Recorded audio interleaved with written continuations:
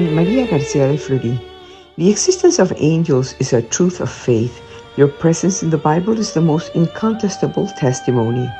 They are incorporeal, spiritual, perfect beings, created by God at the beginning of time with the aim of making them His messengers. They have always and forever beheld the face of God, ready to rush at His very command, attentive listeners and executors of His words.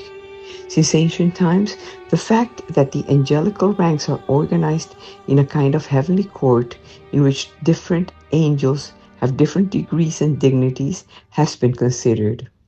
The three archangels occupy the highest spheres of this angelical hierarchy. They too have tasks similar to those of ordinary angels, but their duties are even greater and more important. It is his duty to contemplate God day and night, to glorify Him unceasingly by preserving and protecting the mystery. Their very names suggest their role and their very nature. They all end with EL, that means God. Sacred scripture attributes to each archangel a particular mission. Michael is the warrior who fights against Satan and his emissaries. He's the defender of those who love God, the protector of the people of God. Gabriel is the one of the spirits closest to God, in front of his heavenly throne.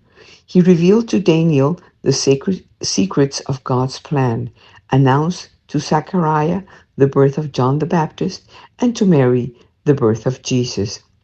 Raphael is in front of the throne of God. He accompanies and protects Tobias on his dangerous journey and heals his father from blindness and his future wife from the influence of the evil one. In general, therefore, the task of the three archangels, apart from the contemplation of God, is to communicate His will to man in different ways, to be an inspiration for human beings, the catalyst of divine grace for them. The cult of Saint Michael the Archangel within the Catholic Church was born in the East but quickly spread throughout Europe, especially after his appearance in the Mount Gargano in Apulia, Italy, when the archangel appeared in San Lorenzo Majorano in a cave that for centuries has become a pilgrimage for popes, sovereigns, future saints, and pilgrims. Near the cave, the sanctuary basilica was built, which is still one of the most important and magnificent places of worship dedicated to the Archangel Michael. In Rome, there is the castle of St. Angelo, which was the fortress where the popes took refuge in case of danger. It is watched over by his statue, and travelers and pilgrims invoke his name and his protection against the dangers of the journey.